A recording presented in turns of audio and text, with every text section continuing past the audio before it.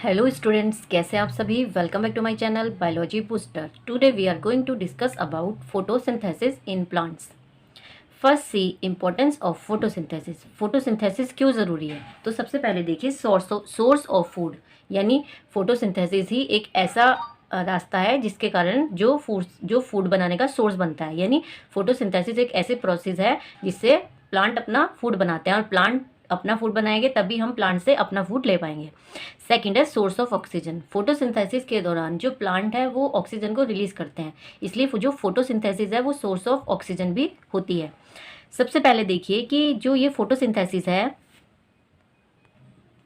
Photosynthesis anabolic process है। Anabolic process का मतलब ये होता है किसी चीज़ का बनना, यानी सिंथेसिस ऑफ ग्लूकोज। इसमें क्या होता है, ग्लूकोज का सिंथेसिस होता है। एंडरगोनिक प्रोसेस, एंडरगोनिक प्रोसेस का मतलब क्या होता है कि लाइट एनर्जी यूज़ होती है ग्लूकोज को बनाने में। एंडरगोनिक प्रोसेस का मतलब ये है कि इसमें लाइट एनर्जी यूज़ हो रही है ग्लूकोज बनाने में। थर्ड है H2O यानी water splitting, water photolysis. Photo का मतलब हो गया लाइट और लिसिस का मतलब ब्रेक डाउन, यानी वाटर का लाइट की प्रेजेंस में टूटना, जो कि फोटोसिंथेसिस के दौरान होता है।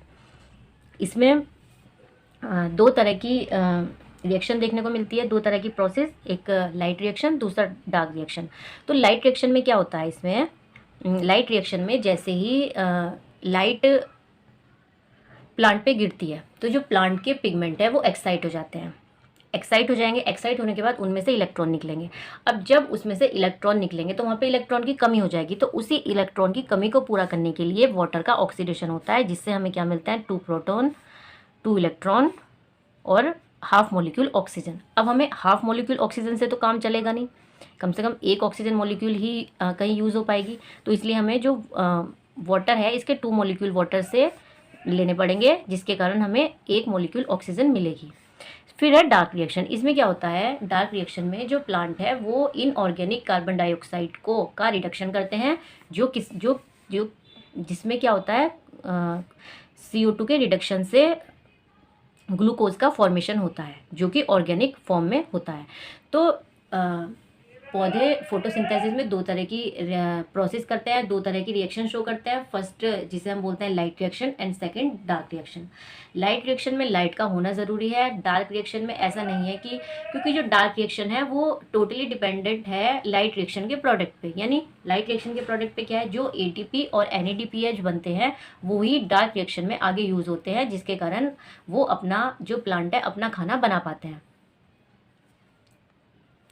This process called oxido reductive process. ये जो प्रोसेस है वो ऑक्सीडो रिडक्टिव प्रोसेस कहलाई जाती है। क्यों कहलाई जाती है, क्योंकि इसमें वाटर का ऑक्सीडेशन होता है एंड कार्बन डाइऑक्साइड का रिडक्शन होता है, इसीलिए इस प्रोसेस को ऑक्सीडो रिडक्टिव प्रोसेस बोला जाता है।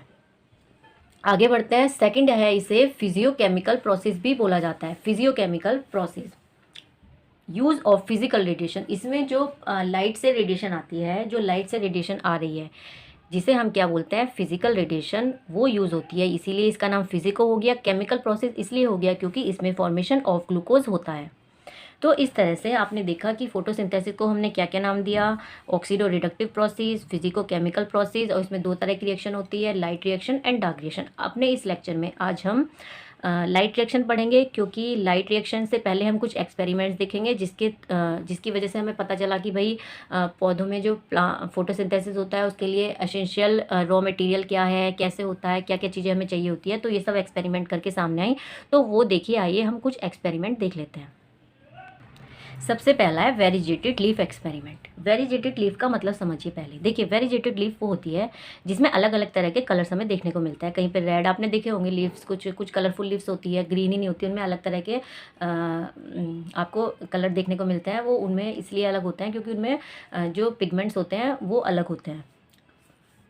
तो जब वेरीजेटेड लीफ एक्सपेरिमेंट किया तो यहाँ पे पाया कि जो इसका ग्रीन पार्ट है, जो इनका ग्रीन पार्ट है, वहाँ पे स्टार्च मिला। वहाँ पे क्या मिला, स्टार्च मिला। तो यानी इस वेरीजेटेड लीफ एक्सपेरिमेंट से ये चीज़ क्लियर हो गई कि जो पौधों का ग्रीन पार्ट है, that green part is essential for photosynthesis. यानी फोटोसिंथेसिस के लिए पौधों के ग्रीन पार्ट का होना ज़रूरी है। अगर ग्रीन पार्ट होगा तो पौधों में फोटोसिंथेसिस होगा। नेक्स्ट एक्सपेरिमेंट देखिए, हाफ लीफ एक्सपेरिमेंट। इसमें क्या किया था, हमने एक लीफ ली लीफ को हमने, आधी लीफ को हमने ब्लैक पेपर से कवर कर दिया। देखिए, इस आधी लीफ को हमने ब्लैक पेपर से कवर कर दिया। अब जैसे ही इस लीफ पे लाइट पड़ी, जैसे ही इस लीफ पे लाइट पड़ी, तो ऑब्वियस सी बात है, जब लाइट पड़ेगी तो इसमें फोटोसिंथेसिस होना स्टार्ट हो जाएगा। तो जब हमने देखा लाइट वाले पोर्शन में, हमने देखा कि हमें ग्लूकोज भी देखने को मिला, यानी इसमें फोटोसिंथेसिस हुई है, ग्लूकोज भी देखने को मिला है। जो स्टार्च इनका टेस्ट है वो पॉजिटिव आया है। जहाँ पे अंधेरा है, जहाँ पे ब्लैक था, मतलब लाइट नहीं गई लीफ तक, वहाँ पे नो लाइट नो फोटोसिंथेसिस, यानी इस पार्ट में हमें स्टार्च देखने को नहीं मिला, ग्लूकोज देखने को नहीं मिला। तो हमें हाफ लीफ एक्सपेरिमेंट से ये चीज़ देखने सामने आई, ये चीज़ कि भाई जो लाइट है वो पौधों के लिए, फोटोसिंथेसिस के लिए बहुत इंपॉर्टेंट है। तो पहला क्या देखा हमने, पहले वेरिजेटेड लीफ एक्सपेरिमेंट से ये चीज़ सामने आई कि जो पत्तियों का ग्रीन पार्ट है वो ज़रूरी है फोटोसिंथेसिस के लिए, ठीक है। दूसरा हमें हाफ लीफ एक्सपेरिमेंट से क्या चीज़ सामने आई, वो ये आया कि भाई लाइट फोटोसिंथेसिस के लिए बहुत ज़रूरी है। अगर लाइट नहीं होगी तो पौधों में फोटोसिंथेसिस की प्रक्रिया नहीं होगी। नेक्स्ट एक्सपेरिमेंट था हाफ लीफ एक्सपेरिमेंट। इस एक्सपेरिमेंट में क्या किया, इस एक्सपेरिमेंट में हमने एक लीफ ली, एक ग्रीन लीफ ली, उसके आधे पार्ट को ब्लैक पेपर से कवर कर दिया हमने और आधे पार्ट को ऐसे खुला छोड़ दिया, ठीक है। तो दोनों को धूप में छोड़ दिया। तो जैसे ही इस वाले ग्रीन पार्ट पे लाइट पड़ती है तो फोटोसिंथेसिस होगी तो ग्लूकोज बनेगा, और ग्लूकोज बनेगा तो वो स्टार्च के रूप में स्टोर भी होगा। जब हमने इस वाले पार्ट को, लीफ के इस वाले पार्ट को चेक करा, यहाँ पे लाइट नहीं थी, जब लाइट नहीं थी तो कोई फोटोसिंथेसिस नहीं हुई तो कोई ग्लूकोज नहीं बना, तो स्टार्च टेस्ट नेगेटिव आया इस वाले। तो ये हाफ लीफ एक्सपेरिमेंट था। तो इससे हमें, इस एक्सपेरिमेंट से ये बात सामने आई कि जो लाइट है वो प्लांट में फोटोसिंथेसिस के लिए बहुत ज़रूरी है। अगर लाइट नहीं होगी तो फोटोसिंथेसिस की प्रोसेस नहीं होगी। तो यानी नो लाइट नो फोटोसिंथेसिस, जहाँ पे लाइट थी वहाँ पे फोटोसिंथेसिस हुआ था, ग्लूकोज भी बना और स्टार्च भी बना। अब नेक्स्ट एक्सपेरिमेंट क्या हुआ, उन्होंने इस एक्सपेरिमेंट में क्या किया, KOH सॉल्यूशन, मतलब इस एक्सपेरिमेंट को क्या बोलते हैं, KOH सॉल्यूशन के थ्रू किया गया था। इस एक्सपेरिमेंट में उन्होंने एक बीकर लिया, बीकर के अंदर उन्होंने एक लीफ को निकाला और एक प्लांट की एक लीफ को बाहर रखा और एक लीफ को अंदर रखा। तो अब यहाँ पे इन्होंने क्या किया, KOH सॉल्यूशन से जो भीगी हुई कॉटन है वो रख दी, ठीक है। एक बाउल में KOH से भीगी हुई, यानी उसमें काफ़ी KOH सॉल्यूशन था, वैसी कॉटन, सोक्ड कॉटन रख दी उन्होंने। तो क्या हुआ, जो ये KOH सॉल्यूशन है ये गुड एब्जॉर्बर है, किसका, CO2 का, किसका। तो जब उन्होंने क्या किया, ये जो KOH सॉल्यूशन है इसने क्या किया, इसके अंदर, इस लीफ के अंदर जितनी भी CO2 थी सब एब्जॉर्ब कर ली, क्योंकि ये गुड एब्जॉर्बर है CO2 का। तो इसने सारी जो CO2 थी वो एब्जॉर्ब कर ली थी लीफ की, और जो इधर का तो ये खुली थी। तो फिर क्या देखा गया, उन्होंने देखा कि जिस लीफ में CO2 प्रेजेंट थी वहाँ पे ग्लूकोज मिला, स्टार्च टेस्ट पॉजिटिव आया, और जिस लीफ की CO2 एब्जॉर्ब हो गई थी वहाँ पे कोई जो स्टार्च टेस्ट है वो नेगेटिव आया। यानी इस एक्सपेरिमेंट से क्या चीज़ सामने आई कि no CO2 no glucose no starch, यानी इस चीज़ से ये सामने आया कि फोटोसिंथेसिस की प्रोसेस में CO2 का होना ज़रूरी है। अगर CO2 नहीं होगा तो फोटोसिंथेसिस में प्लांट अपना खाना नहीं बना पाएंगे, कोई भी स्टार्च नहीं बनेगा। तो हमने 3 एक्सपेरिमेंट पढ़े अभी तक। वेरिजेटेड लीफ एक्सपेरिमेंट, जिससे ये बात सामने आई कि पौधों का ग्रीन पार्ट फोटोसिंथेसिस के लिए ज़रूरी है। फिर पढ़ा हमने हाफ लीफ एक्सपेरिमेंट, इससे ये बात सामने आई कि पौधों में जो फोटोसिंथेसिस है उसमें लाइट का होना बहुत ज़रूरी है। थर्ड एक्सपेरिमेंट पढ़ा हमने KOH सॉल्यूशन, जिसमें क्या हुआ कि जो लीफ में CO2 थी वो KOH सॉल्यूशन ने सारी एब्जॉर्ब कर ली थी, तो जिसके कारण उस लीफ में स्टार्च टेस्ट नेगेटिव आया। तो यानी थर्ड एक्सपेरिमेंट से हमें क्या चीज़ समझ में आई कि CO2 is essential for photosynthesis. आइए अब आगे देखते हैं, आगे के एक्सपेरिमेंट पढ़ते हैं। जो अभी तक हमने एक्सपेरिमेंट पढ़े वो 10th क्लास की बुक के थे, अब आगे पढ़ते हैं हम 11th क्लास की बुक के। देखिए, जोसेफ प्रिस्ली जो NCERT की बुक है वो, उसमें ये एक्सपेरिमेंट दिए गए हैं। जोसेफ प्रिस्ली साइंटिस्ट का नाम है, ये टाइमिंग दिया हुआ है 733-1804, और इन्होंने अपने एक्सपेरिमेंट में क्या क्या चीज़ें इस्तेमाल की थी, mint plant, bell jar, mouse, burning candle. इनके एक्सपेरिमेंट को बेलजार एक्सपेरिमेंट बोला जाता है। देखिए तो क्या किया, ही परफॉर्म सीरीज ऑफ एक्सपेरिमेंट, यानी उन्होंने काफ़ी एक्सपेरिमेंट किए फोटोसिंथेसिस पे। तो देखिए, एक एक्सपेरिमेंट उनका बेलजार एक्सपेरिमेंट था, जिसमें उन्होंने क्या किया, एक बेलजार लिया, एक माउस ली और एक जलती हुई कैंडल ली, ठीक है, ऐसे लिया उन्होंने। तो फिर उन्होंने आगे ये देखा कि जो इसके अंदर ऑक्सीजन थी वो ख़त्म होती जा रही थी। क्या होती जा रही थी, ख़त्म होती जा रही थी। यानी कुछ देर बाद जैसे ही इसके अंदर जो ऑक्सीजन थी वो ख़त्म हुई, वैसे ही माउस मर गया और कैंडल बुझ गई। यानी इस एक्सपेरिमेंट से ये चीज़ सामने आई कि जो माउस है और कैंडल है ये एटमॉस्फेयर की जो ऑक्सीजन होती है उसे घटाते हैं, यानी उसे क्या करते हैं, उसकी क्वालिटी को, उसकी क्वांटिटी को कम करते हैं। ठीक है, तो इससे बात यानी ये जब ये यूज़ कर रहे हैं ऑक्सीजन तो वो क्योंकि लिमिटेड ऑक्सीजन है बेल जार में, तो जब ऑक्सीजन खत्म हो जाएगी वैसे ही चूहा मर जाएगा। और यानी इस चीज़ से इस एक्सपेरिमेंट से ये चीज़ सामने आई कि जो ये माउस है और जो ये कैंडल है, ये जो बेल जार के अंदर ऑक्सीजन थी उसे ख़त्म कर गया, यानी वो उससे सांस ले रहे थे और कैंडल ऑक्सीजन की वजह से जल रही थी। फिर उन्होंने अपने नेक्स्ट एक्सपेरिमेंट में क्या किया, अब उन्होंने क्या किया, बेल जार के अंदर एक मिंट प्लांट लगा दिया। अब मिंट प्लांट लगा दिया तो फिर उन्होंने आगे क्या देखा कि माउस भी जिंदा और कैंडल भी जल रही है, यानी जो माउस और कैंडल है जो ये ऑक्सीजन यूज़ कर रहे थे वो मिंट प्लांट बनाया जा रहा था। यानी एक तरफ ऑक्सीजन खत्म हो रही थी तो दूसरी तरफ बन रही थी, यानी सब ठीक थे, मिंट प्लांट भी ठीक था, माउस भी ठीक था और कैंडल भी जलती रही।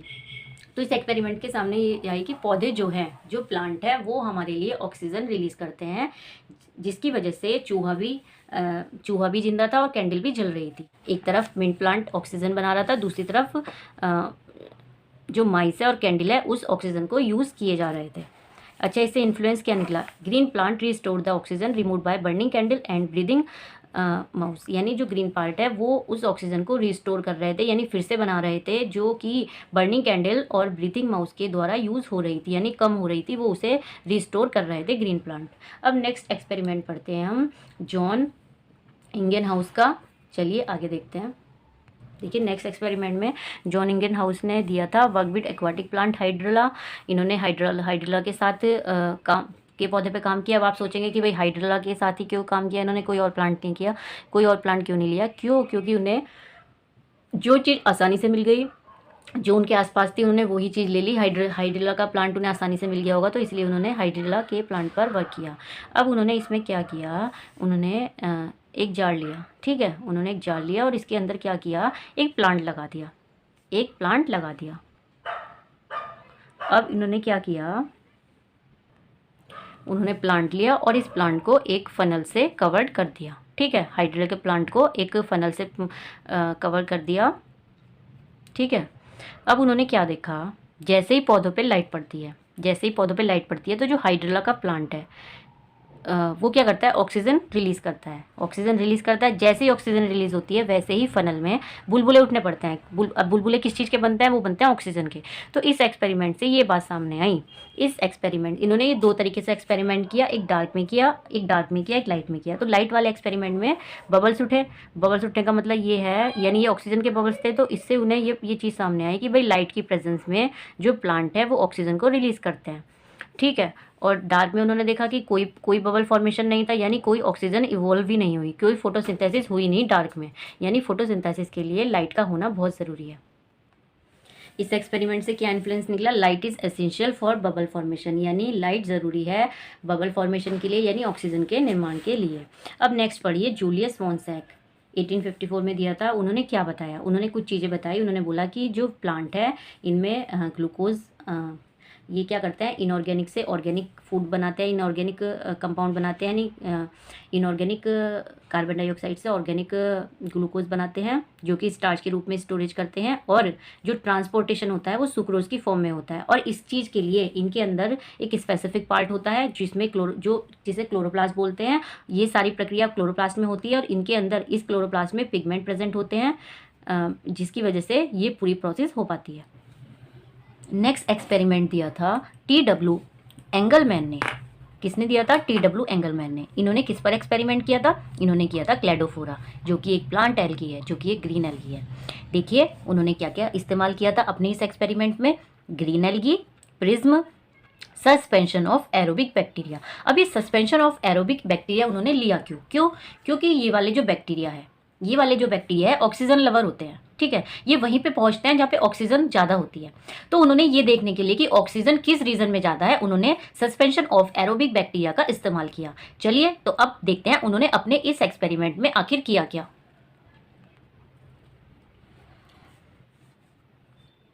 देखिए उन्होंने एक सेटअप लगाया। ठीक है, उन्होंने एक सेटअप लगाया।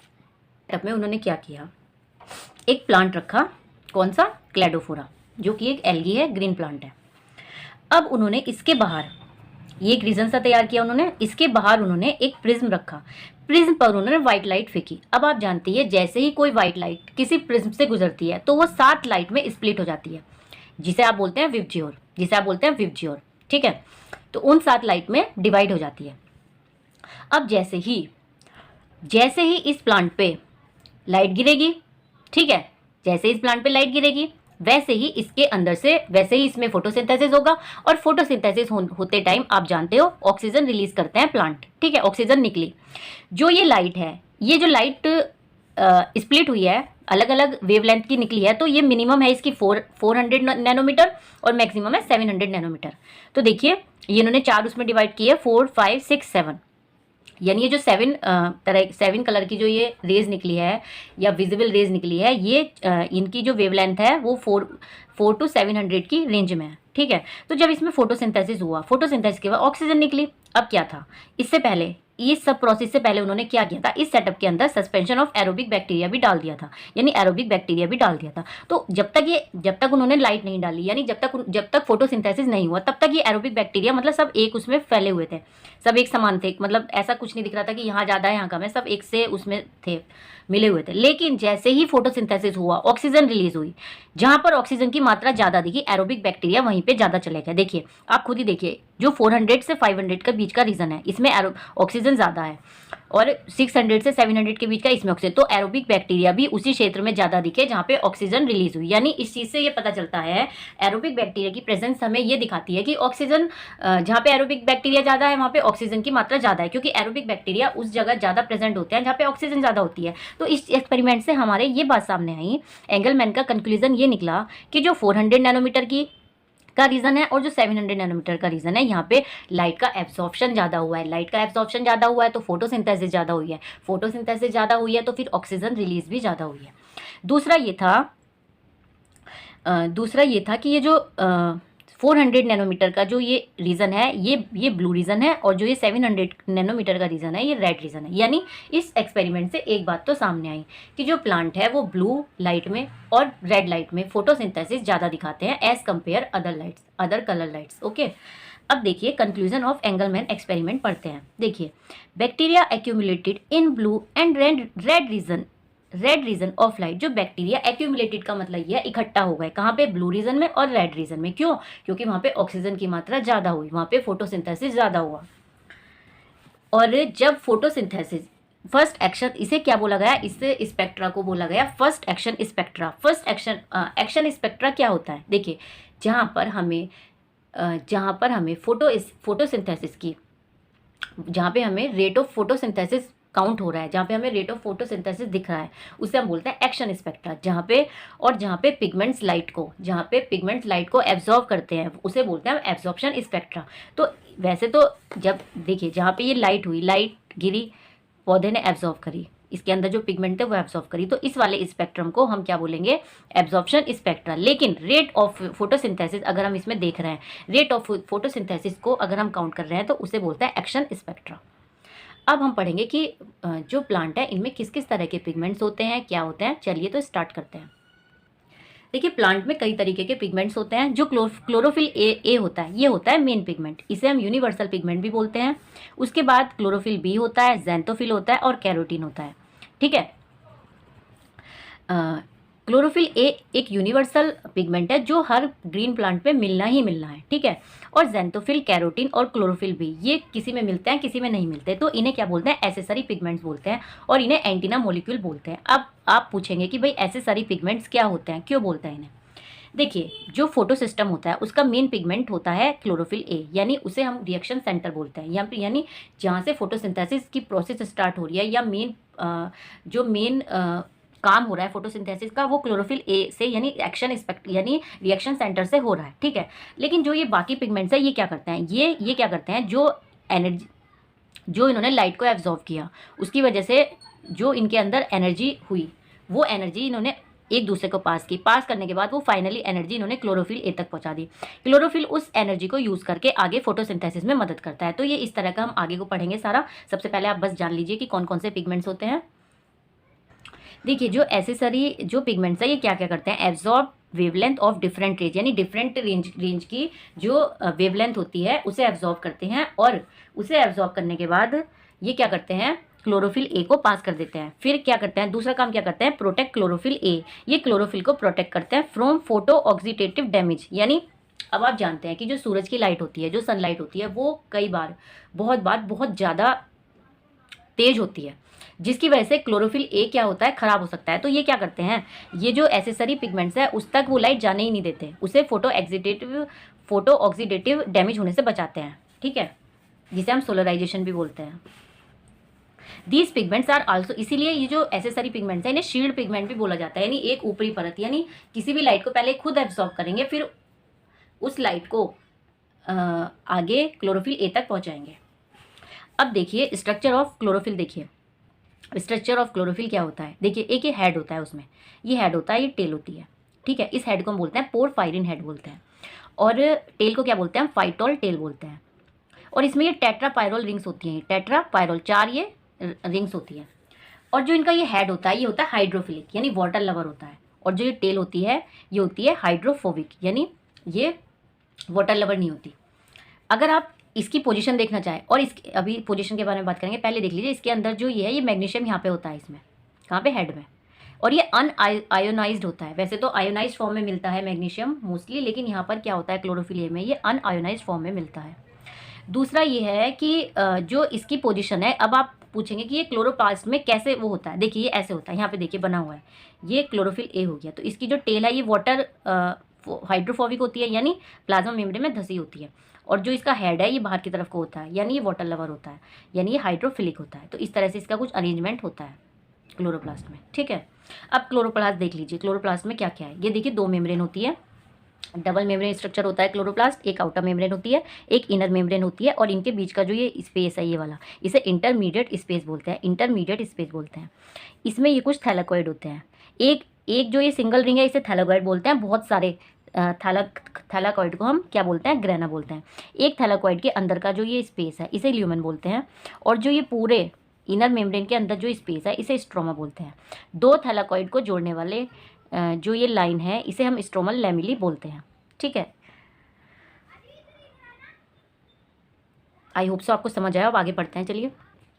अब देखिए जो फोटोसिंथेसिस है इसमें 2 तरह की रिएक्शन होती है, light reaction and dark reaction. अभी जो हम पढ़ने जा रहे हैं लाइट रिएक्शन पढ़ने जा रहे हैं, तो चलिए स्टार्ट करते हैं, जिसे हम फोटोकेमिकल फेज बोलते हैं। इसमें क्या क्या चीज़ें इंक्लूड्स होती है, इसमें क्या होता है, एब्जॉर्प्शन ऑफ लाइट होता है, फोटोलिसिस ऑफ वाटर होता है, या फिर स्प्लिटिंग ऑफ वाटर बोल लीजिए, रिलीज ऑफ ऑक्सीजन, ऑक्सीजन का रिलीज होता है, फॉर्मेशन ऑफ एसिमिलेटरी पावर, क्या एटीपी और NADPH2, किस चीज़ का निर्माण होता है, ATP एंड NADPH2, ठीक है। अब देखिए फोटोसिंथेटिक यूनिट्स या जिसमें फोटोसिंथेसिस होता है वो कौन सी फोटोसिंथेटिक यूनिट्स होती है, तो वो 2 photo systems are present, 2 photo system present होते हैं, PS1 and PS2। PS1 contain reaction center plus light harvest. इसमें photo system 1 and photo system 2 में 2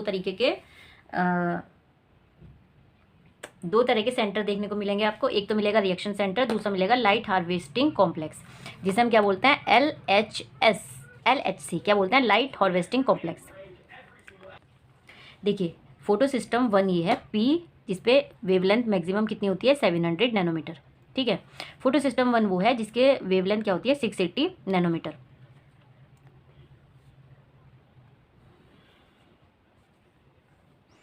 ये देखिए यहाँ पे जो ये फोटो सिस्टम 1 है, इसमें देखिए ये पूरा एक फोटो सिस्टम है। इसमें ये जो रिएक्शन सेंटर है क्लोरोफिल ए है, बाकी के जो एसेसरी पिगमेंट है, क्लोरोफिल बी हो गया, ज़ैंथोफिल, कैरोटीनॉइड्स ये हो गए, सब अंदर रहते हैं। इन्हें हम एसेसरी पिगमेंट्स बोलते हैं, या मॉलिक्यूल बोलते हैं, या शील्ड पिगमेंट बोलते हैं। तो इसमें ये क्या करेंगे, पहले जो लाइट आएगी, जैसे सन से लाइट आएगी, तो जैसे सन से लाइट आई, मान लिया इस पिगमेंट के ऊपर गिरी, ये एक्साइट हो जाएगा, तो इसके अंदर से इलेक्ट्रॉन बाहर आएगा। जब इलेक्ट्रॉन एक्साइट हो जाएगा तो वो ग्राउंड स्टेट में भी आएगा, जब वो एक्साइट होगा तो ठंडा भी होगा। तो जब वो वापस अपने घर ही वापस आ जाएगा तो वो क्या करता है, एनर्जी रिलीज करता है। फिर ये जो एनर्जी है ये दूसरे पिगमेंट में पास हो जाती है, फिर दूसरे में भी ये स्टार्ट होता है, दूसरे में भी सब यही प्रोसेस होता है कि इसका इलेक्ट्रॉन एक्साइट होगा, एक्साइट होकर वो ऊपर जाएगा, ऊपर होकर फिर वो ग्राउंड स्टेट में भी आएगा, वापस अपने घर आ जाएगा। आने के बाद उसके अंदर से जैसे ही वो वापस आएगा फिर दोबारा से एनर्जी रिलीज करेगा वो। तो इस तरीके से वो जो ये क्या करता है, एनर्जी एक दूसरे को पास करते रहते हैं। फाइनली वो एनर्जी किसके पास पहुंच जाती है, क्लोरोफिल ए के पास पहुंच जाती है, ठीक है। है। यानी ये जो पिगमेंट्स हैं ये तरह तरह की वेवलेंथ को एब्जॉर्व करते हैं और उस वेवलेंथ को क्लोरोफिल ए को दे देते हैं। क्लोरोफिल क्या है, मिनिमम 680 और मैक्सिमम 700 की वेवलेंथ को एब्जॉर्व करता है, जो PS2 है, फोटो सिस्टम 2। अब आप सोचेंगे कि PS1 और PS2 में क्या डिफरेंस है। देखिए पहला डिफरेंस तो ये है कि जो PS1 में वो मैक्सिमम वेवलेंथ 680 है, ठीक है, और जो PS1 है इसमें मैक्सिमम वेवलेंथ 700 है। दूसरा इनमें डिफरेंस ये है, इनका नाम अगर आप देखिए फर्स्ट सेकंड, जो फोटो से जो P700 है ये पहले आया है, बाद में PS2 मतलब मिला है देखने को, या फिर बाद में लोगों का ध्यान गया है, जो इसकी इन्वेंशन हुई है वो बाद में हुई है, बाद में पता चला इसका। तो पहला फोटो से, इसलिए इसका नाम फोटो सिस्टम 1 है, इसका फोटो सिस्टम 2 है, ठीक है। अब इसमें क्या होता है, ये तो आपने सिर्फ एक ये देख लिया कि भाई क्लोरोफिल ए कहाँ है, बाकी पिगमेंट्स कहाँ है, इनकी वेवलेंथ देख ली, लेकिन अभी हम इनका आगे पढ़ते हैं, इनका मैकेनिज्म क्या है, फोटोफॉस्फोराइलेशन क्या होता है। देखिए फॉस्फोराइलेशन क्या होता है, जिसमें एटीपी का सिंथेसिस होता है, यानी एटीपी का निर्माण होता है। लेकिन फोटो का मतलब हो गया लाइट, यानी लाइट में फोटोफॉस्फोराइलेशन, यानी लाइट में एटीपी का निर्माण होना, ठीक है, उसे हम बोलते हैं फोटोफॉस्फोराइलेशन। देखिए ये जो फोटोफॉस्फोराइलेशन है इसमें क्या होता है, एटीपी सिंथेसिस होता है in the presence of light. 2 types of photophosphorylation, 2 तरीके का फोटोफॉस्फोराइलेशन होता है। First is cyclic photophosphorylation, second is non cyclic photophosphorylation, ठीक है। अब पहले हम पढ़ेंगे non cyclic photophosphorylation. Non cyclic photophosphorylation में PS1 PS2 दोनों भागीदार होते हैं, दोनों दिखेंगे हमें। चलिए तो प्रोसेस देखते हैं इनका आगे का। सबसे पहले देखते हैं हम कि इसमें रिक्वायरमेंट्स किस किस चीज़ की है नॉन साइक्लिक फोटोफॉस्फोराइलेशन में। ग्रेना की, जो थाइलाकॉइड है जिसमें एटीपी सिंथेसिस होता है, नहीं एटीपी सिंथेटिस, ये एंजाइम है। NADP रिडक्टेज, ये भी एंजाइम, इसमें हमें ज़रूरत चाहिए, ठीक। देखिए यहाँ पे PS1 PS2 होता है जो connected with the help of ETS, यानी इसमें जो इलेक्ट्रॉन फ्लो करेगा वो थ्रू डिफरेंट कैरियर से करेगा, यानी इलेक्ट्रॉन ट्रांसपोर्ट सिस्टम के। अब देखिए ये हमारे पास 2 सिस्टम है, PS2 है, ये PS1 है, ठीक है। ये सन है, सन से लाइट गिरी, लाइट एक साथ दोनों पे गिरती है, तो जैसे इनके जो इसके अंदर पिगमेंट है इसके ऊपर लाइट गिरेगी, पिगमेंट का इलेक्ट्रॉन एक्साइट होगा, यानी वो तो मैंने आपको बता ही दिया है कि जैसे इस पर लाइट गिरेगी पहले पिगमेंट इस तक पहुँचाएंगे, इस पर जैसे ही इसका इलेक्ट्रॉन एक्साइट होगा वो ऊपर चला जाएगा। ऊपर जाने के बाद क्या होता है, जो इलेक्ट्रॉन्स कैरियर हैं वो इस इलेक्ट्रॉन को अपनी ओर खींच लेंगे। अब वो अपनी ओर क्यों खींच लेंगे, क्योंकि इसका जो इलेक्ट्रॉन कैरियर है, इनका जो रिटॉक्स पोटेंशियल है वो इससे, ठीक है। तो जब इसका ज़्यादा है तो जिसका ज़्यादा होगा इलेक्ट्रॉन उसकी तरफ को अट्रैक्ट होगा, उसकी तरफ को जाएगा, तो ये खींच लेता है, ठीक है। तो इसने इस वाले इलेक्ट्रॉन को खींच लिया। अब फियोफाइटिन से ये इलेक्ट्रॉन प्लास्टोक्विनोन ले लेगा, क्योंकि प्लास्टोक्विनोन का जो रिडॉक्स पोटेंशियल है वो ज़्यादा है, ठीक है। इसी दौरान क्या होगा, जैसे प्लास्टोक्विनोन से इसी दौरान इसमें क्या होता है, ADP प्लस IP मतलब इनऑर्गेनिक फॉस्फेट मिलकर क्या बना लेते हैं, ATP बना लेते हैं, यानी यहाँ पे एक ATP बन जाता है, ठीक है। अब क्या होता है, तो ये ADP अब ये कैसे बना ये हम पढ़ेंगे अलग उसमें, जिसमें हम केमियो ऑस्मोसिस पढ़ेंगे। तो हम क्योंकि अभी सिर्फ हम इसमें इलेक्ट्रॉन का एक मूवमेंट दिखा रहे हैं कि इलेक्ट्रॉन ने कहाँ कहाँ कैसे कैसे मूवमेंट की है, बस ये बताएंगे। आगे ये ADP और ये ATP के लिए हम अलग लेक्चर में पढ़ेंगे वो। अब देखिए जैसे ये साइटोक्रोम B6F के पास ये इलेक्ट्रॉन आया, अब ये ले लिया इससे प्लास्टोसाइनिन ने, क्योंकि जो प्लास्टोसाइनिन है इसका रिडॉक्स पोटेंशियल साइटोक्रोम B6F से ज़्यादा है, अब फाइनली ये प्लास्टोसाइनिन का क्या करेगा, अब देखिए जैसे लाइट गिरी ना तो यहाँ से भी एक इलेक्ट्रॉन निकल के बाहर चला गया, ठीक है। तो इस इलेक्ट्रॉन की कमी किसने पूरी कर दी, इस प्लास्टोसाइनिन से, इससे खींच लिया इसने PS1 ने, क्योंकि इसका रिडॉक्स पोटेंशियल ज़्यादा है। और यहाँ पे जब क्योंकि ये इलेक्ट्रॉन तो PS1 में पहुंच गया, PS2 से निकला, अब PS2 के पास कमी हो गई, अब वो PS2 जो अपने इस इलेक्ट्रॉन की कमी कैसे पूरा करेगा। तो देखिए फोटोसिंथेसिस के दौरान क्या होता है, वाटर का स्प्लिटिंग होता है, जो कौन करता है, ऑक्सीजन इवॉल्विंग कॉम्प्लेक्स, इसके थ्रू क्या होता है, स्प्लिटिंग ऑफ वाटर होता है। जो स्प्लिटिंग ऑफ वाटर से जो ऑक्सीजन निकलती है वो उसके दौरान आपने देखा होगा, देखिए ये रिएक्शन होती है, जैसे H2 से ये हुआ 2H plus 2 electron plus half molecule oxygen निकलता है। तो ये जो 2 इलेक्ट्रॉन है ये इसके मतलब जैसे इस इलेक्ट्रॉन से ये बाहर निकला तो ये इसमें यूज़ हो जाता है, 2 इलेक्ट्रॉन यूज़ हो जाते हैं, ठीक है।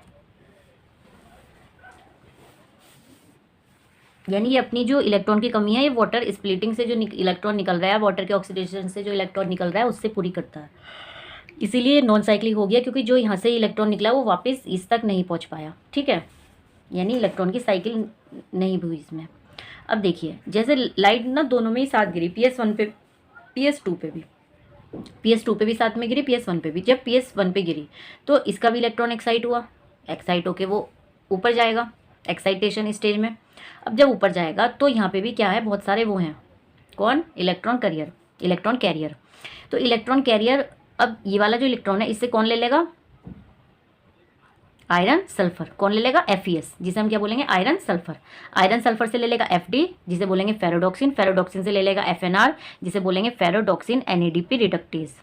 FNR को क्या बोलेंगे, फेरोडॉक्सिन NADP रिडक्टेज।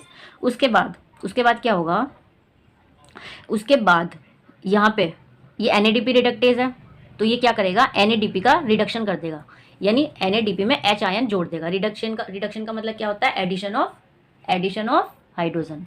और ऑक्सीडेशन का मतलब क्या होता है, लॉस ऑफ इलेक्ट्रॉन। तो यहाँ पे क्या हुआ, NADP से क्या बन गया, ये NADPH प्लस H। अब देखिए दोनों चीज़ मिल गई हमें, जो हमें डार्क रिएक्शन में चाहिए, हमें NADPH2 भी मिल गया और हमें ATP भी मिल गया। ठीक है, यानी नॉन साइक्लिक में हमें दोनों चीज़ें मिल गई, क्या क्या, NADPH2 और ATP। अब आगे देखते हैं। अभी हमने पढ़ा नॉन साइक्लिक। एक चीज़ और देख लीजिए, थोड़ा सा रह गया है इसमें बताने से। देखिए जैसे आप देखिए इसमें जैसे इलेक्ट्रॉन एक्साइट हुआ, फिर नीचे आया, ठीक है, फिर एक्साइट हुआ, फिर नीचे आया, तो ये ना कुछ जेड लाइक स्ट्रक्चर बना लेता है ऐसे। ठीक है, इलेक्ट्रॉन एक्साइट हुआ, नीचे आया, एक्साइट हुआ, ठीक है, फिर नीचे आया, तो कुछ जेड लाइक स्ट्रक्चर बना लेता है। तो इसे हम जेड स्कीम भी बोलते हैं। नॉन साइक्लिक फोटोफॉस्फोराइलेशन कैसा दिखता है, जेड स्कीम के जैसा दिखता है। नेक्स्ट है हमारा साइक्लिक फोटोफॉस्फोराइलेशन।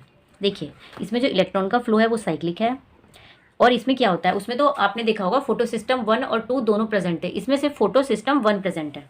ठीक है, और उसमें आपने देखा था कि जो वो इलेक्ट्रॉन था उसमें PS1 का जो इलेक्ट्रॉन, PS2 का जो इलेक्ट्रॉन था वो PS1 में गया, PS1 के इलेक्ट्रॉन से क्या हुआ, NADPH बन गया बाद में। तो उसमें क्या हुआ, इलेक्ट्रॉन की साइक्लिक नहीं हुई, मतलब इलेक्ट्रॉन का साइकिल नहीं घूमी। लेकिन इसमें क्या है, साइक्लिक फोटोफॉस्फोराइलेशन में इसमें इलेक्ट्रॉन का फ्लो साइक्लिक है। ये PS1 प्रेजेंट होता है सिर्फ, इसमें PS2 नॉट प्रेजेंट। वाटर की स्प्लिटिंग नॉट, मतलब आप जो स्प्लिटिंग ऑफ वाटर है वो सिर्फ हमें PS2 में देखने को मिलती है, यानी कहाँ मिलती है, नॉन साइक्लिक में देखने को मिलती है। ठीक है, और इसमें external source of electron donor not, मतलब इसमें कोई ऐसा क्योंकि इसमें जो इलेक्ट्रॉन निकला है वो वापस घूम के इसमें आ जाता है, तो हमें कोई बाहर से किसी इलेक्ट्रॉन डोनर की जरूरत भी नहीं होती है। ठीक है, और इसकी जो साइट है वो देख लीजिए आप, इसकी जो साइट है ये कहाँ पे होता है, स्टोमल लैमेले में होता है ये। ठीक है, स्टोमल लैमेली साइट, यानी साइट ऑफ स्टोमल लैमेले का मतलब ये है स्टोमल लैमेले में किनारे की तरफ, साइड की तरफ। ATP सिंथेसिस प्रेजेंट होता है क्योंकि इसमें ATP बनता है। NADPH रिडक्टेज नॉट प्रेजेंट, इसमें NADPH नहीं बनता है। ठीक है, अब देखिए ये PS1 है, यहाँ से लाइट गिरी, इलेक्ट्रॉन एक्साइट हुआ, एक्साइट होने के बाद इसने आयरन सल्फर को दिया, आयरन सल्फर ने फेरोडॉक्सिन को, फेरोडॉक्सिन ने साइटोक्रोम B6 को दिया, साइटोक्रोम B6 ने प्लास्टोसाइनिन को दिया, प्लास्टोसाइनिन से ये इलेक्ट्रॉन किसके पास चला गया, वापस फोटो सिस्टम 1 के पास चला गया। तो यानी ये इसमें इलेक्ट्रॉन जहाँ से निकल रहा है वहीं पे वापस जा रहा है। अब यहाँ साइटोक्रोम B6 के पास देखना ADP और इनऑर्गेनिक फॉस्फेट मिलकर ATP का निर्माण हुआ। तो इसमें हमें क्या हुआ, साइक्लिक में हमें ATP सिंथेसिस हुआ। तो अब हम जब डिफरेंस पढ़ेंगे ना इनके बीच, तब आपको समझ आ जाएगा। एक बार इनकी लोकेशन और देख लीजिए कि PS1 और PS2 कहाँ प्रेजेंट होता है। देखिए ये थैलाकॉइड है। ठीक है, क्या ये थैलाकॉइड है, थैलाकॉइड में भी डबल मेम्ब्रेन है ये। तो जो ये PS1 है ये तो साइड में, मतलब इसे कोई दवाई नहीं, किनारे की तरफ प्रेजेंट होता है। लेकिन जो PS2 है, ये फोटो सिस्टम 2 है, ये दो थैलाकॉइड के बीच के, मतलब बीच में प्रेजेंट होता है। ठीक है, तो इसे क्या बोलते हैं, एप्रेस्ड, और PS1 को बोलते हैं नॉन एप्रेस्ड, यानी दबा हुआ नहीं, और ये क्या होता है, दबा हुआ होता है। अब डिफरेंस पढ़ते हैं, difference between PS1 and PS2, उससे आपको ज़्यादा समझ आएगा। देखिए डिफरेंस देखिए, द रिएक्शन सेंटर इज, इसका जो PS1 का रिएक्शन सेंटर है वो P700 है, इसका रिएक्शन PS2 का जो रिएक्शन सेंटर है वो 680 है। PS1 lies on the outer surface of thylakoids, अभी मैंने आपको इनकी लोकेशन दिखाई कि ये जो PS1 है ये थैलाकॉइड में बाहर की सरफेस पे होता है present. PS2 occur on the inner membrane surface of, ये भी मैंने अभी आपको दिखाया है, उससे आपको समझ आ जाना चाहिए। ठीक है, यानी जो थैलाकॉइड की इनर सरफेस है वहाँ पे प्रेजेंट होता है ये। Found in both grana and stroma, जो PS1 है ये ग्रेना और स्ट्रोमा दोनों में मिलता है, जबकि जो 2 है PS2 है ये सिर्फ ग्रेना लैमेली में प्रेजेंट होता है, ठीक है। मैं भी आपको लोकेशन बता दूंगी। देखिए देखिए डायग्राम देखिए, जो PS1 है और PS2 है। PS2 क्या है, सिर्फ यहाँ पे प्रेजेंट होता है, कहाँ पे, थैलाकॉइड में, PS1 और PS2। लेकिन जो स्ट्रोमल लैमेली है, यानी ये जो लाइन है, इस पर सिर्फ PS1 मिलेगा आपको देखने को। क्या मिलेगा, PS1। यानी जो ये थैलाकॉइड लैमेली है, थैलाकॉइड है ये, यहाँ पे हमें PS1 भी देखने को मिलता है और PS2 भी देखने को मिलता है, ठीक है। लेकिन जो स्ट्रोमल लैमेली है, ये जो रास्ता सा जा रहा है, इसमें सिर्फ हमें PS1 देखने को मिलता है, ठीक है। और जो ये जो डार्क रिएक्शन होती है, ये इसी में ही होती है। कहाँ पे होती है, स्ट्रोमल लैमेली। ये है स्ट्रोमल लैमेली, ये स्ट्रोमा है। तो डार्क रिएक्शन हमें कहाँ पे देखने को मिलती है, स्ट्रोमा में। और लाइट रिएक्शन कहाँ देखने को मिलती है, ग्रेना में। आगे देखिए, जो PS1 है participates in both cyclic as well as non cyclic flow of electrons, यानी यह साइक्लिक और नॉन साइक्लिक दोनों में पार्टिसिपेट करता है। लेकिन जो PS2 है वो सिर्फ इन्वॉल्व होता है non cyclic flow of electron की, यानी इलेक्ट्रॉन के फ्लो की जो नॉन साइक्लिक चेन होती है, उसमें PS2 देखने को मिलता है। Not associated with splitting of water. जो PS1 है इसमें स्प्लिटिंग ऑफ वाटर नहीं होती है, लेकिन जो PS2 है इसमें स्प्लिटिंग ऑफ वाटर होता है और रिलीज्ड ऑक्सीजन होता है। अब देख लीजिए थोड़ा नॉन साइक्लिक फोटोसिंथेसिस और साइक्लिक फोटोसिंथेसिस में difference. Non cyclic photosynthesis and non cyclic photophosphorylation होगा ये, फोटोफॉस्फोराइलेशन।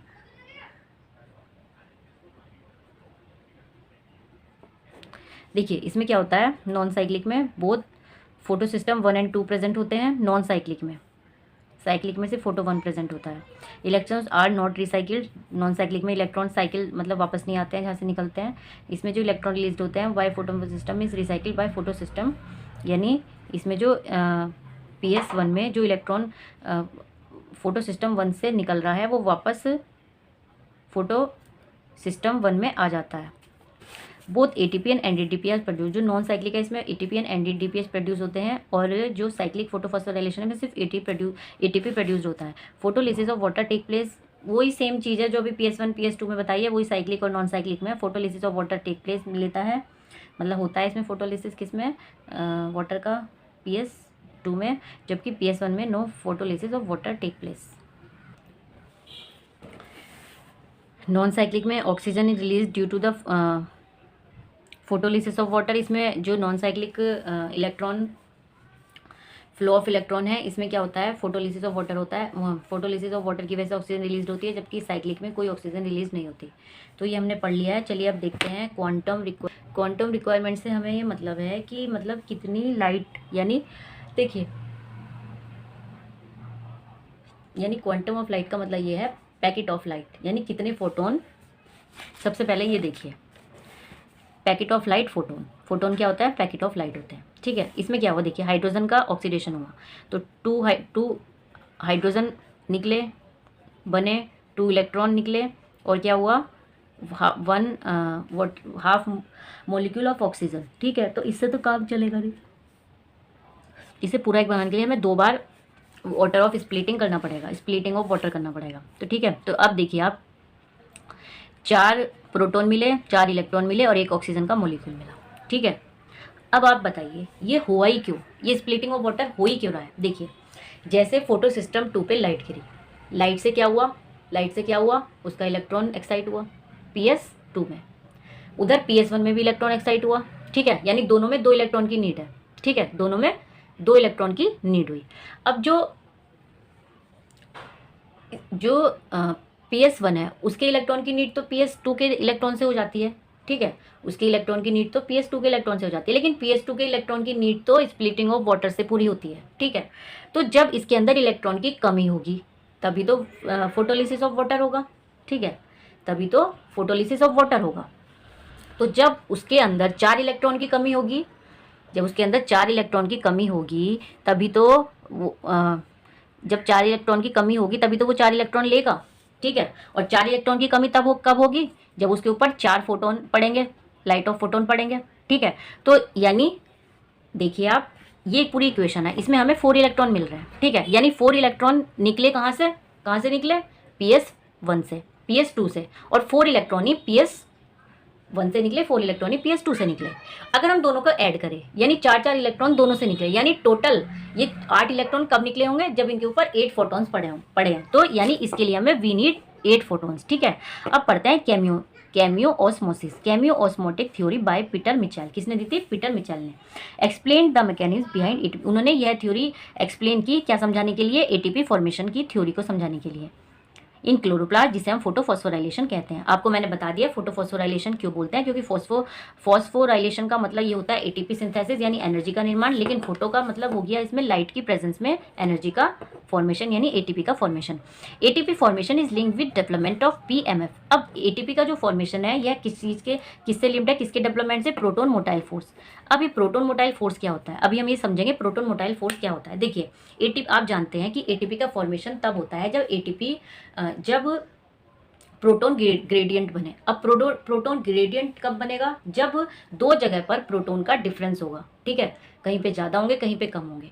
तो उसे बैलेंस करने के लिए, उसे प्रोटोन ग्रेडियंट बन गया। अब उस प्रोटोन ग्रेडियंट को बैलेंस करने के लिए, बराबर करने के लिए क्या होता है, प्रोटोन जहाँ पर ज़्यादा है ज़्यादा से कम की तरफ आएंगे, ठीक है, यानी पैसिव ट्रांसपोर्ट होगा। बस उसी ज़्यादा से कम यानी जिधर ज़्यादा है उधर से कम की तरफ आना कहाँ के थ्रू, किसी चैनल के थ्रू, प्रोटीन चैनल के थ्रू, क्या बोलते हैं उसे, एटीपी। जैसे ही वो प्रोटीन चैनल के थ्रू आएगा वहाँ पे एटीपी का फॉर्मेशन हो जाएगा।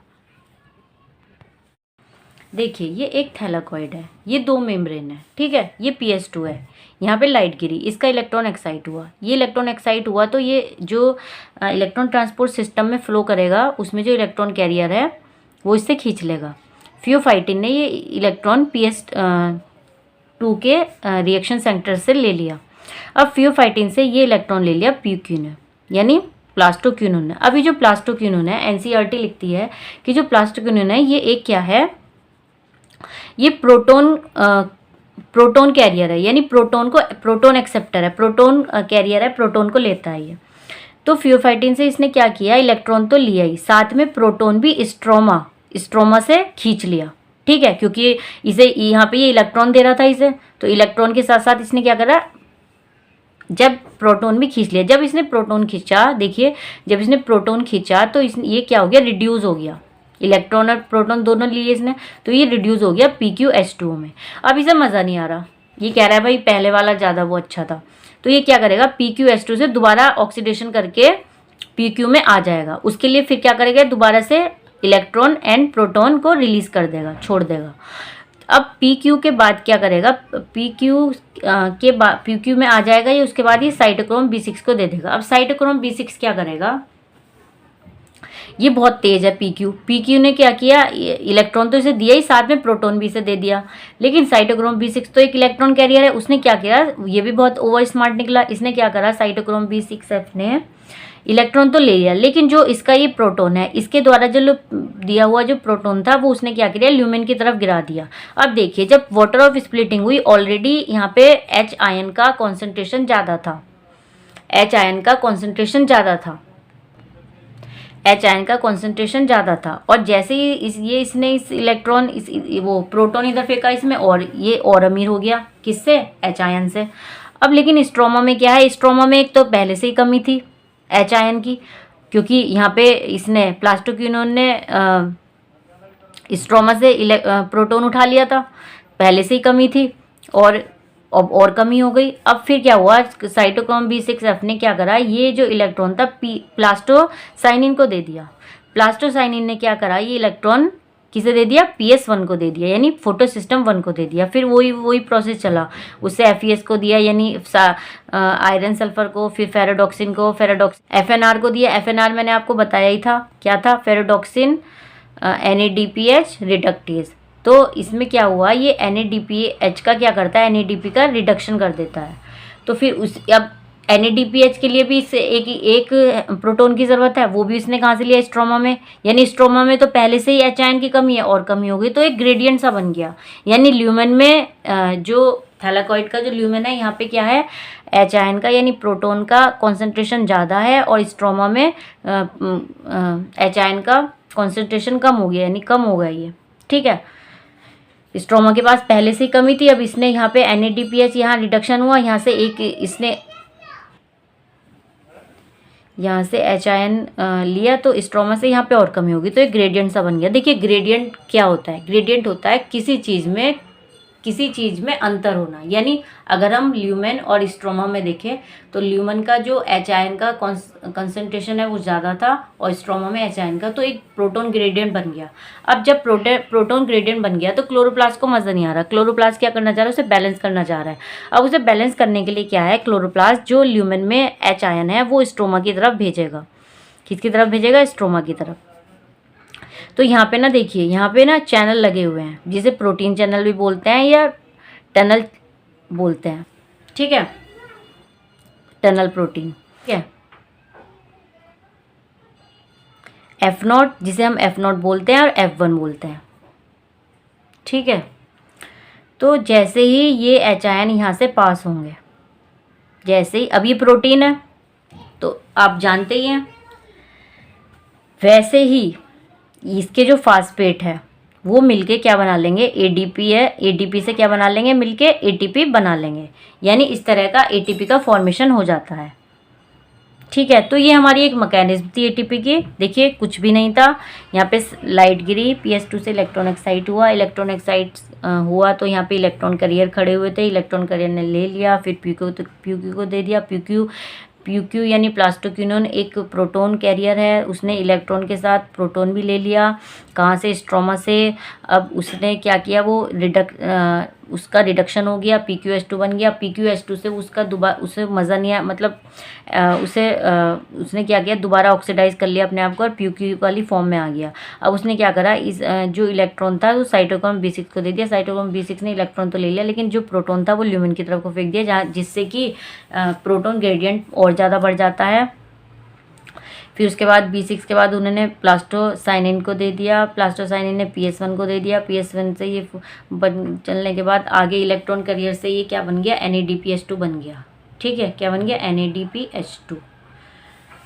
और ATP का बता ही दिया, ATP में क्या किया, जब ग्रेडियंट बन जाता है उस ग्रेडियंट को तोड़ने के लिए जो क्लोरोप्लास्ट है वो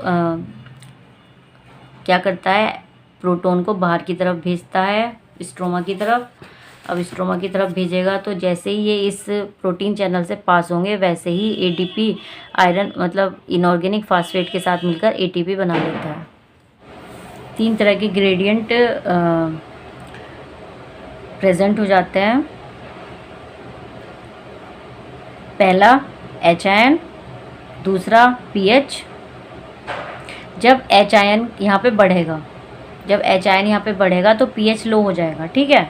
देखिए जब यहाँ पे ल्यूमेन में एच आयन का कॉन्सेंट्रेशन बढ़ जाता है और स्ट्रोमा में कम हो जाता है, ठीक है। तो जब इसमें एच आयन का कॉन्सेंट्रेशन ज़्यादा है तो यहाँ पे pH लो हो जाएगा, तो यहाँ पे 2 तरह के ग्रेडियंट बन गए, एच आयन का और pH का। pH स्ट्रोमा में ज़्यादा है और ल्यूमेन में कम है, और एच आयन ल्यूमेन में ज़्यादा है, स्ट्रोमा में कम है। स्ट्रोमा क्या हो गया, क्लोरोप्लास्ट का ये एक थैलाकॉइड हो गया, और जो क्लोरोप्लास्ट के बीच का जो वो होता है उसे स्ट्रोमा बोलते हैं, ठीक है। तो अब जो इनके बीच ही जो ग्रेडियंट बना है इसे हम इलेक्ट्रोकेमिकल ग्रेडियंट बोलते हैं। क्या बोलते हैं, इलेक्ट्रोकेमिकल। इस इलेक्ट्रोकेमिकल ग्रेडियंट करने की वजह से इनके अंदर एक फोर्स जनरेट होगा। उस फोर्स जनरेट होगा, आपको पता है जब फोर्स किसी चीज़ पे फोर्स लगाओगे तो वो टूट जाएगा।